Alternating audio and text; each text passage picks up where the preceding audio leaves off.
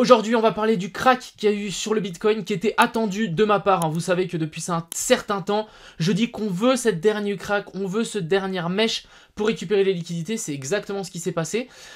Je pensais pas qu'il allait y avoir un catalyseur, que la SEC allait attaquer Binance ou Coinbase, mais voilà, on a eu un catalyseur, c'est une bonne chose ou c'est une mauvaise chose, comme vous voulez. Moi j'ai plus l'impression que la SEC devient de plus en plus un clown, avec du coup maintenant on a Karmer, donc un gars qui dit que ça va encore chuter, bref, il faut toujours faire l'inverse de ce gars. Donc je me dis qu'on est peut-être quand même sur une zone intéressante, là ça fait vraiment sens, la dernière vidéo que j'ai faite où je parlais de mes top alt, on est actuellement vraiment dans des zones assez intéressantes pour faire du DCA et pour potentiellement recharger les bagues. Donc on va parler de ça aujourd'hui, j'espère que cette vidéo vous plaira, on est parti. Crypto, Avant toute chose, faisons un petit tour sur Twitter. Voilà, c'est cette vidéo que je vous en parlais, mon top altcoin. Si vous ne l'avez pas vue, allez la voir. Elle est hyper intéressante et je parle vraiment des alts dans lesquels il faut rentrer. Et vraiment, ici, on le voit, hein, la petite descente pour ensuite pousser. Donc, j'attendais vraiment une petite chute encore pour récupérer toutes les zones de fair value gap pour repartir. Ici, on a un exemple, le FTM. C'est vraiment, on attendait cette petite chute qu'on a eue. Hein. Si on va par exemple voir le FTM, il est où? On est bel et bien venu chercher l'énorme zone de fair value gap ici en weekly, donc ça c'était belle zone pour moi d'achat.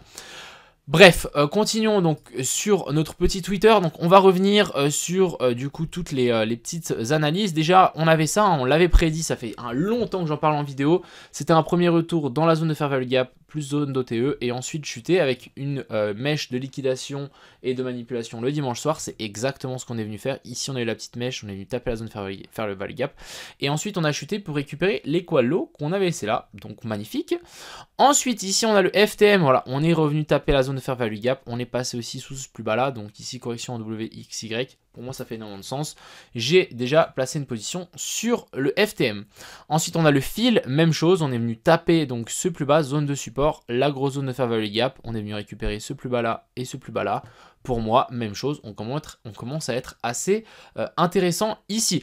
On avait pas mal de trucs assez intéressants. On avait cette petite analyse ici de Crypto Road. Donc, potentiel ici correction en WXY sur le total market cap. Donc, 3. Donc, on enlève le Bitcoin et l'Ethereum. On est vraiment sur ici un plus bas. Correction ici en A, B et puis C pour nous faire une potentielle 2 ici qui est sous-décomptée en WXY. Ça ferait énormément de sens. Revenir en fait s'appuyer sur cette ancienne zone de support et considérer ça comme une déviation me semble juste parfait, me semble juste magnifique. Donc si vous investissez pas, je dis maintenant, mais dans les jours qui viennent sur ces points d'achat, pour moi je pense que vous faites quelque chose de faux. Encore une fois, ça reste mon avis. Je suis qui pour juger, on va dire, mais vraiment pour moi c'est l'opportunité insane. C'est vraiment la meilleure opportunité une fois vraiment qu'on a vu qu'on avait cette inversion de structure et cette déviation qui s'est mise en place. Ici on a une jolie petite inversion de structure, c'est ce genre de setup qu'on attend depuis des années, donc si on passe à côté, pour moi ce serait une erreur mais de fou furieux. Donc voilà, ça c'est super intéressant. Ici on a une autre petite analyse sur le gala, on est venu faire une petite divergence haussière dans cette zone OTE. Encore une fois, c'est bullish. On a la même chose ici sur le NIR. On a aussi une petite divergence. On a ici, pourquoi pas, une petite déviation sous ce petit biseau ici descendant. Ce qu'il faudrait maintenant, c'est réintégrer. Et je pense que vraiment la target, hein, c'est revenir chercher ici la zone des 2.8. On est à 1.5, presque 1 x 2. On est venu ici corriger en WXY, sous-décompté en ABC, ABC et ici A, B et puis C. Franchement, c'est trop propre. On revient chercher la zone de fair value gap là.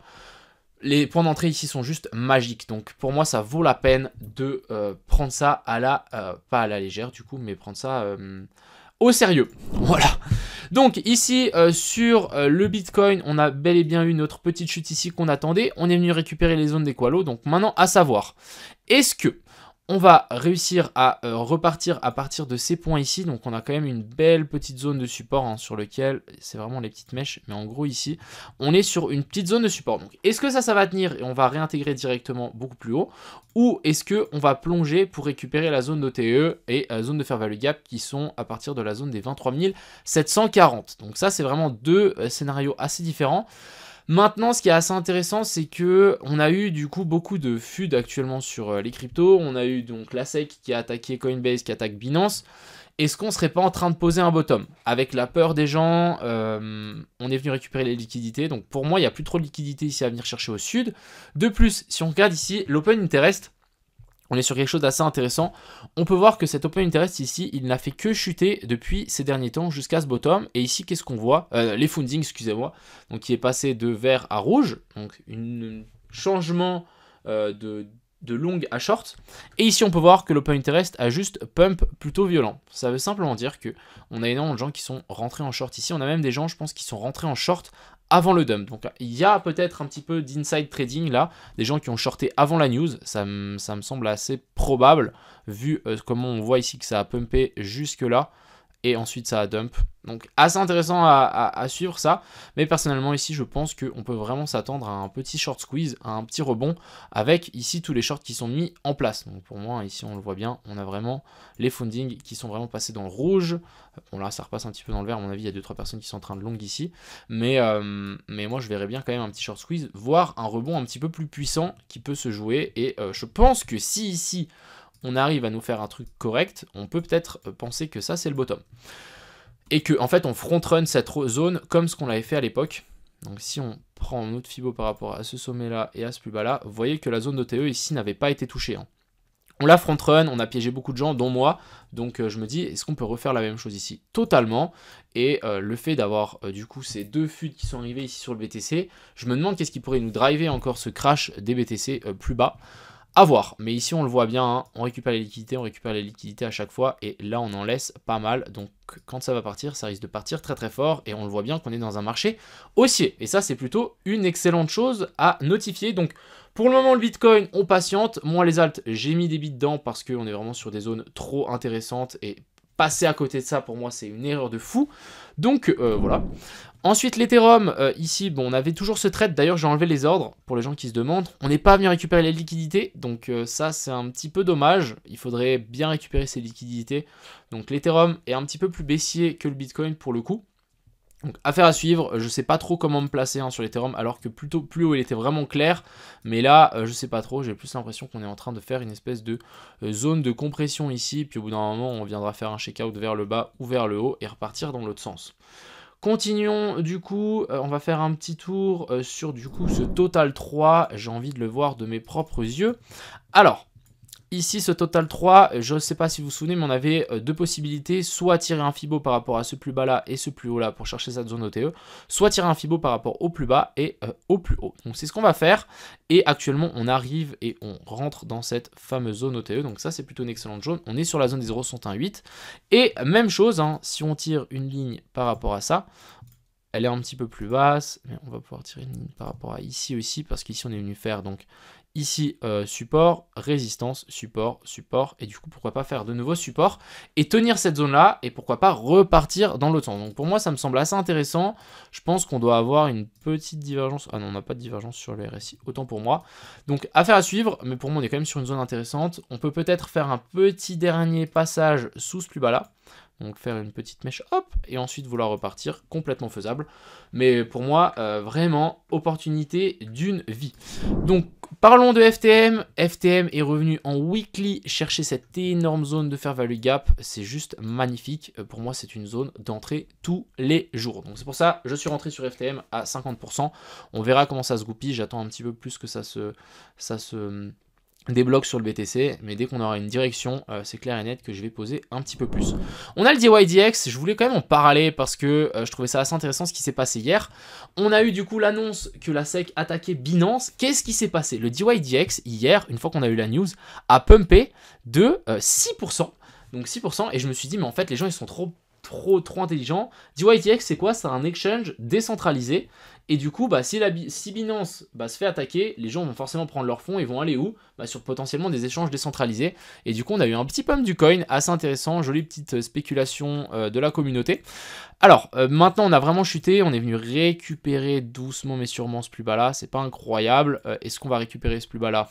I don't know, mais vraiment à surveiller le DYDX, c'est pour moi, je pense, une pépite pour le prochain bull run, avec son échange complètement full décentralisé qui va arriver, vous n'avez pas besoin de faire de KYC, etc. Ça peut être extrêmement fort. On a le petit OP qui repart, hein. Je l'avais dit qu'on allait faire potentiellement une dernière petite baisse ou directement faire un boss, on l'a pas fait, donc là vraiment on est en train de repartir. Déjà à partir de la mèche, on est sur du 12%, très très intéressant. Pour moi ici le bottom est formé sur ici le petit OP avec la petite divergence haussière qui a été formée. récupérer. Franchement, magnifique. On va continuer un petit peu plus bas. Je veux parler du mana et du coup du pire et du axe. Que hier dans ma vidéo j'ai dit qu'il y avait une potentielle opportunité avec le masque de ski là que Apple a sorti. Alors... on a eu du coup vraiment un buy the rumor, sell the news. Dès qu'il y a eu la news, on a vraiment dumpé. C'est exactement ce que j'avais dit hier. Après moi je pensais pas qu'on allait dumper autant violent. Et il y a beaucoup de gens qui ont été très surpris du prix du masque, qui est de 3500 il me semble, quelque chose comme ça, 3500 $. Ce qui est quand même cher, pour dire que bon, on verra les attentes de Apple, hein. Pour le moment le masque a l'air quand même vraiment futuriste. À voir, mais voilà, on s'est bien fait rejeter, on est vraiment en train de rechercher les derniers plus bas, même chose pour le pire et même chose pour le axe, donc assez surpris pour le coup. À voir, pour moi ça reste toujours assez intéressant, mais beaucoup moins du coup, vu que on a fait vraiment une petite bougie un peu dégueu. Je voulais juste continuer à parler, donc on va parler du Solana qui s'est bien fait rejeter, donc maintenant affaire à suivre. Ce que je voudrais bien voir, c'est quand même récupérer ces deux lots là, un petit dernier coup, voire chercher la grosse zone OTE qu'on a laissée ici. Pour moi ici c'est vraiment toujours une petite zone en attente, on patiente, on attend un potentiel retour plus bas vers la zone des 15 $. Sinon on peut je pense voir un truc comme ceci, hop, et vouloir repartir pour que ça respecte le potentiel pump des alts qui va arriver. Je vais parler aussi du INJ, excusez-moi, on s'est bien fait rejeter par le haut ici de ce petit canal. Maintenant à voir si on va le casser et on vient récupérer la zone OTE jusque vers la zone des 4.6. Donc ça c'est affaire à suivre. Je voulais parler du Gala aussi. Donc le Gala, j'ai mis une petite analyse tout à l'heure sur du coup Twitter, mais pour moi elle est extrêmement importante et extrêmement intéressante. J'ai mis aussi une bite dans le Gala. Tout simplement, regardez-moi cette jolie petite divergence ici en daily, elle est juste magique. Et en plus, on est dans cette zone OTE, on vient récupérer ces plus bas là. Franchement, si ici on part, pour moi le bottom est juste pépite. Pour moi, c'est vraiment des œuvres d'art. Je vais vraiment prendre des screens et je vais mettre dans un journal, parce que pour moi, ces entrées là, c'est vraiment à ne pas rater, clairement. Donc, pour le moment... on croise les doigts, on touche du bois, on attend que le Bitcoin nous donne une potentielle direction, mais je pense que ça vaut peut-être la peine de mettre une ou deux billes sur donc les alts ici que je vous ai partagé dans mon avant-dernière vidéo. Même chose, hein, le NIR qui est pour moi dans une zone extrêmement intéressante. J'ai mis juste un petit Fibo parce que je suis rentré plusieurs fois sur le NIR, je suis rentré aussi dans la zone OTE ici. Donc juste pour le moment magnifique, mais pour moi les gars, on est sur des zones de fous furieux. Les gens qui n'investissent pas ici, je pense qu'ils n'ont rien compris au trading. Encore une fois, c'est mon avis, j'ai un avis très tranché, c'est pour ça que les gens m'aiment, c'est pour ça que les gens m'aiment pas. Je m'en fous, mais au moins je dis mon avis, j'achète et on croise les doigts. Donc actuellement, pour vous dire, j'ai mis 30 000 $ en x10 sur pas mal d'alt en total, donc ça me fait environ une position à 300 000 $. On vise un environ un x2. Voilà, on vise un x2, on vise un 100% sur la plupart des alts. Et bien évidemment, si on a des confirmations, on rechargera. Et je pense que je vais sans doute monter à une position d'environ un demi-million avec le levier, je rappelle. Donc 50K en levier 10 par exemple.